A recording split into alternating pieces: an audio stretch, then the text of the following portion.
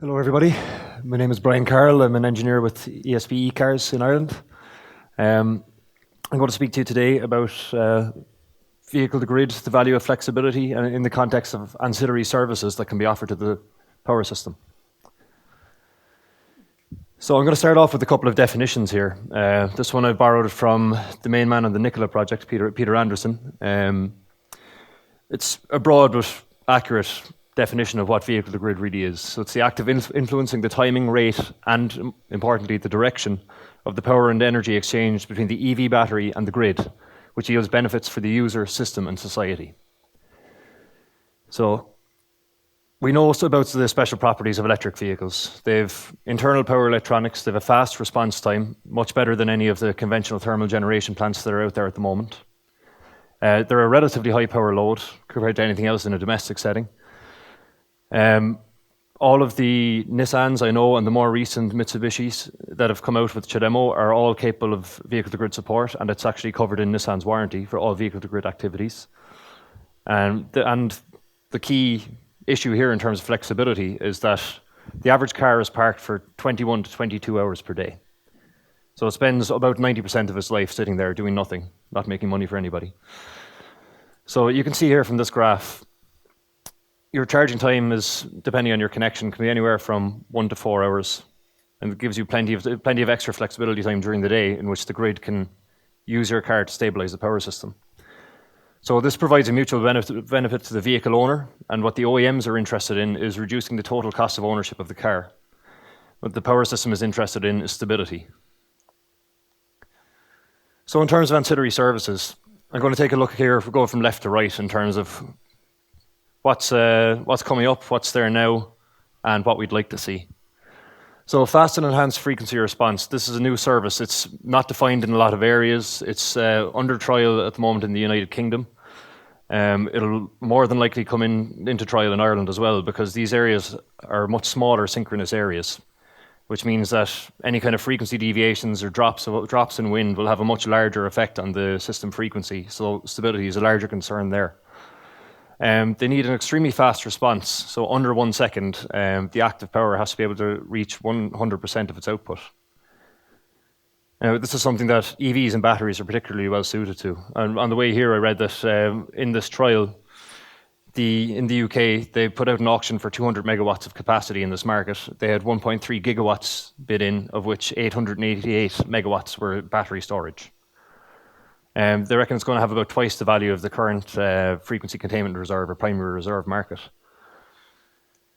Now, unfortunately, that doesn't exist in Holland, or in the Netherlands, or in most of continental Europe. It's something that will come along in the next few years. It's something that electric vehicles and battery storage will be particularly well suited to catering for. Now, given that I was coming to the Netherlands to give this presentation, I thought I'd better do some research at the weekend, so I can present some relevant facts to you here about the system that where TenneT is your TSO. So frequency containment reserve is a new service definition. When I was doing the research, I found it quite difficult and frustrating to find some consistent information, and the reason for that is the markets are all changing at the moment. There's an integration of markets between Germany, Austria, Switzerland, and the Netherlands to define common services across all of these areas. That means you'll have a common set of conditions to qualify to provide these services. And those common definitions will come out in the next year or so. But what's envisaged is an activation time of less than 30 seconds. So again, that's very suitable for EVs, very achievable. Some of the projects that are in operation today have a 6-second response time from the signal going to the aggregator to achieving full output. So the size of the market in the Netherlands at the moment is 67.2 megawatts. So this is in DK1, this is on the continental European grid. So the total allocation to the frequency bias in Netherlands is 96 megawatts, but rather than put everything out to market, 70% can actually be bid for now. So that's 67.2 megawatts. And we'll come back to that number and why that's important. Bids have to be put in symmetrically, which means you have to be able to both increase and decrease your power output in order to avail of the service or to participate in providing the service. It's done in a weekly auction and you're pay as you bid. There isn't a marginal price as there is in a lot of other energy markets where everyone bids in and you're paid the highest price at which the market settles. Frequency restoration reserve is a slower service. A lot of thermal plants would participate in this at the moment. Up and down regulation from open cycle gas turbine plants are quite easily able to meet this, and combined cycle plants as well. It used to be automatic dispatch. It's well, there's still some automatic dispatch. It used to be central dispatch, but now it's self-dispatch, which means that the generator themselves can control their output up and down. And this follows the slower fluctuations in energy rather than the instantaneous ones. There's a single buyer market, which is run by Tenet, so they procure the services. And you have to cover a full 15-minute bid when you bid in. Replacement reserve is one that isn't really of interest to electric vehicles. The problem here is you can be held on for up to 8 hours on one call. Now, given that your electric vehicle fills up after maybe 1 to 4 hours, you're going to be sitting there unable to provide a service for the other 4 hours, and you're going to be fined heavily for not being able to do that. So the only way you're ever going to participate in this market is with an extremely large number of cars where you can cycle in and out, which increases the complexity and reduces the amount of revenue which can be earned per car. There's also the undesirable battery effects of having to cycle to deep discharges to provide the service. The beauty of the frequency containment reserve is over the course of an hour, the frequency will generally fluctuate over and below the 50 hertz, so you could have a net zero energy exchange in the hour, and it's very easy on the battery. DSO grid services, as was touched on by Stefan, talking about Plan Grid EV, is a potentially really lucrative market, and I'm going to come back to that. Well, the issue is there isn't a market at the moment, but there's an awful lot of value in it. So, talking about standardization of products, we've already covered a lot of this. It's going to come along quite quickly. You can see the order in which things are dispatched there. So your frequency containment reserve is for your quick fluctuations in power. So that's, for example, a drop off in wind. Something will have to respond quickly to fill the gap. Frequency restoration reserve is brought on afterwards to smooth out the power fluctuations. If someone whose bid can't deliver, it can be brought in then. And your reserve is, your restoration reserve is way down the list. So I'm going to talk about a study that was done by Insero eMobility in just a second, and market parameters are an important aspect of that. The study really illustrates why the market parameters are important to the value of the service. What you really want to see is a lower capacity threshold. So in Denmark, for example, you can bid in with 300 kilowatts. In the Netherlands, it's 1 megawatt. Germany, I think it's 1 megawatt minimum, and you have to bid in for an entire week. Ideally, you want to be able to do inter-day bid adjustment, which means that if somebody decides they want to take the car away and drive somewhere at short notice, that you can adjust your bid accordingly. Whereas if you have to bid in for a week, you have to apply a very low diversity factor to account for people plugging in and out without giving you any notice. Aggregation has to be allowed, which it isn't always at the moment, but that's going to come in. And ideally, what you'd like to see as an EV service provider in this area is payment for the quality of service provided. Because you can provide a much faster service than what's out there at the moment, you'd like to be rewarded for that. Otherwise, there's no point in providing a service in 1 second if you'll be paid the same amount for providing it in 15. There's no benefit there. Future market issues. Now, this is an important one. Coming back to the 67.2 megawatts that's allocated to the Netherlands at the moment. The charger currently made by NL and ESA, which is being used in a lot of the pilot projects, is 10 kilowatts. So that's 6,720 chargers providing this service, which in the context of car sales is not a huge number. So once you reach your 6,720, you can completely fill that market with vehicle to grid. So what happens then when you get more sales? You get 10,000, 15, 20,000 cars. You're dividing that finite value of the service by all of these extra cars, so the revenue per car will drop. The important thing is here that this is the highest value market at the moment, and it's a way to bring in vehicle to grid to sustain enough value until you can develop the other markets. Now, frequency restoration reserve, as we said, the activation time is up to 15 minutes, so that's no real problem. There's no symmetrical requirement here, which means that you can bid in separately for up regulation and down regulation. So that's either providing power or taking power out. The issue here is that you can potentially half your value because there's no guarantee that if you bid in for one, that you'll get the other. So the potential value of your service can drop, or at least there's a higher risk. If you're bidding for up regulation, you need to have a low enough state of charge that you can fulfill the bid. Whereas if you're bidding for down regulation, you'll actually be charged effectively paid to charge your car. which is an ideal situation for everybody. So this is the Insero study, looking at smart charging versus vehicle to grid, and this will explain why I'm looking at vehicle to grid in particular. This study looked at controlled charging, vehicle to home, and vehicle to grid in the DK1 and DK2 systems. There are 3 user profiles that I'll show you in a moment. There's a one-shift fleet, so a fleet in operation for about 9 hours a day and parked for the rest of the day. A 2-shift fleet, which is parked for about 7 or 8 hours a day, and then a private user. And each of these will have varying levels of flexibility and availability which they can provide. It also looks at some of the technical and economic prerequisites, the drivers, the barriers that exist there, and it looks at the charging power and the effect that has on the service as well. So these are your driver profiles. So you can see the darker grey area is when it's unavailable, and the lighter grey area is when it can provide services. So your private user has the most favourable profile there, and the one-shift fleets.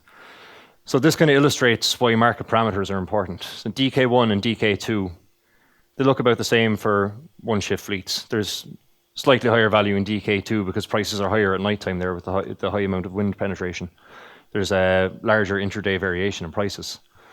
Controlled charging has limited value because, as you said, you can do controlled charging for a limited amount of time. It's generally at a lower power, but eventually your battery will fill, and that's all you can do. With the 2-shift fleets, obviously the value is lower. It's lower by almost a half in DK1 because there's a much more stable price across the day, which is DK1, by the way, is connected to the Central European grid, and DK2 is connected to the Nordic system. Now, the Nordic system has much higher prices at night time, so in the 2-shift fleet, the DK2 offer still maintains a lot of its value. The private user then in DK2, that's the most favourable case, where up to €1,400 can be earned per car per year at about 14, 15 hours a day availability. Now, that tallies quite nicely with the values that Nuvi and the University of Delaware are seeing in the United States, where they have, I think, 36 cars participating in frequency regulation in the PJM interconnector. And they're making around about $1,400 per car per year. So the reason the DK1 market is less lucrative, it separates up and down regulation bids. So that, again, increases your risk of not being called on in one or the other. There's more competition in the down regulation market because it's easier for thermal generation plants to provide that. And the addition of that symmetrical component eliminates some of the competition because not everyone can go up and down. 4-hour bid blocks are a problem as well. So you need a low initial state of charge. And one issue here is that larger batteries don't necessarily help you in this regard because the amount of capacity that you have available to bid is dependent on the amount of miles driven in a day. Now, your battery might get bigger, but your average journey isn't necessarily going to. So if somebody commutes for 30, 40 kilometers a day because they have a bigger battery, that doesn't help you in this scenario. Yeah, there are, as we said, higher hourly price differentials in DK2, which means nighttime hours hold a lot more value. Now, a key one here for a sustainable business case, I think, in vehicle to grid is the DSO services. So we did some work with the partners in PlanGrid EV as well, and some of the values that came out of it were quite staggering. So the best case scenario in that instance was the testbed in L'Aquila in Italy, where they, if I'm correct, there was over €5 million saving in grid reinforcement costs by using just smart charging, not even vehicle to grid. So it was able to reduce the number of grid violations by 17%. When that's extrapolated out to all of ElaadNL's distribution system, that was over €1 billion that would have been saved. Now, the problem with DSO grid services is there is no market. There is no way to bid into a market to provide these services. You might be able to do a bilateral agreement with the DSO, but short of that, it's a regulatory barrier, really. So the value that came out, I think, was €1.26, if I'm correct, per modulation event. Over 700,000 modulation events in the year. That can be extrapolated to almost any country. So, as we saw, the regulatory funding method at the moment incentivizes DSOs to put copper in the ground. If there's a violation in the system, the way DSO is funded now, they will go out there, they'll put in a bigger transformer or a larger cable, and they'll get a return on that investment. There's a cheaper way of doing it, as you saw in PlanGrid EV. Smart charging, you invest in the ICT infrastructure, you shift off the peak, and then you don't have to put in the copper reinforcement. Unfortunately, regulators aren't incentivizing DSOs to do that yet. Another issue, DSO rules and standards and national wiring rules. There's often a debate at these conferences about whether vehicle-to-grid should be on-board or off-board, where should the intelligence be. OEMs aren't keen generally to take on the extra costs and complexity of putting the equipment on the car.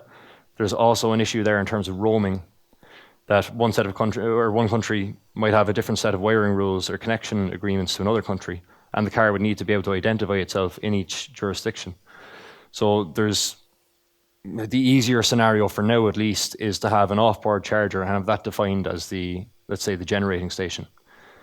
Some of those definitions and more information will come along in the future revisions of ISO 15118 and the CHINEMO standards, but they're not quite there yet. So some, I say technical concerns might be a bit strong, but these are coming along.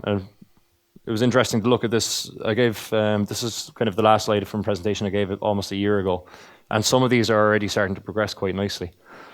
So there are no standards there at the moment for vehicle-to-grid or even bidirectional storage. I think Germany is working on one, but at the moment, it's just kind of a guess for DSOs. When it's generating, do we apply the standards that apply to solar PV? As a, you know, do we treat it as a generator or a load? Because I know in Ireland you have to define it as one or the other. It can't be both. Harmonics are an interesting issue. There are harmonic regulations up to 2 kilohertz with the 40th harmonic. There's nothing after that, but the switching in most of these will happen at 5 to 20 kilohertz. And that can affect the, say, the sizing of neutral conductors, and that can have a knock-on effect on investment in the grid as well. Communication protocols are coming along quite quickly. So OCPP and Modbus aren't really optimized for real-time communication, which is what you need if you want to provide a really fast service. ISO 15118 ticks an awful lot of the boxes. It's got identification, it's got vehicle-to-grid support now.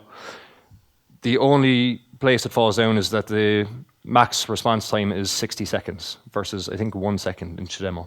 So if you want to provide frequency regulation services, that's going to be a big issue. Now, it's not that manufacturers can't make it faster, it's just the standard only restricts them to 60-second response time. Latency in gateways were a bigger problem in the past, but actually what they found with the NL and DESA charger is actually the biggest delay in getting or delivering the power output is the power electronics of the charger itself. So that's something that will improve dramatically. And I know that the goal is eventually to get down to under half a second response time to be able to provide synthetic inertia to a grid, which is hugely beneficial in a system with low inertia or high levels of non-synchronous penetration. So from the DSO point of view, and we were speaking about this earlier, an awful lot of design is still done by rule of thumb. So in Ireland, we have engineering officers who are generally quite experienced technicians on the ground, and they'll make a call based on their experience of what the planning requirement is in the house. And we saw from the PlanGrid EV presentation that generally they'll assign a max load after demand diversity of about 2 kilowatts, 2.5 kilowatts. A lot of rural networks in Ireland might have a 15 kVA transformer, might be feeding 5 houses. So if 3 of those people get electric vehicles, your transformer is probably going to melt at some point. So we're going to have to get to a situation where there's an awful lot more visibility of low voltage networks and an awful lot more planning and simulation that goes into their development.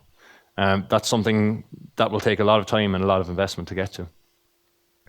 So if incorrectly managed, just to put a number on this, my colleague Senan gave this kind of figure yesterday at an event in Brussels, that if every car in Europe went electric tomorrow, there's actually enough generation and transmission capacity to accommodate all of that energy. The problem is if they charge at the peak. So if only 30% of vehicles charge at the peak, you'll have a 111% increase in your peak load, even though the actual energy provided is only going up by about 24%. So you're talking about doubling the size of your network if you don't control this. So there's a huge amount of value to be had there. And these are all the people whose ideas I borrowed for this presentation. So thank you very much.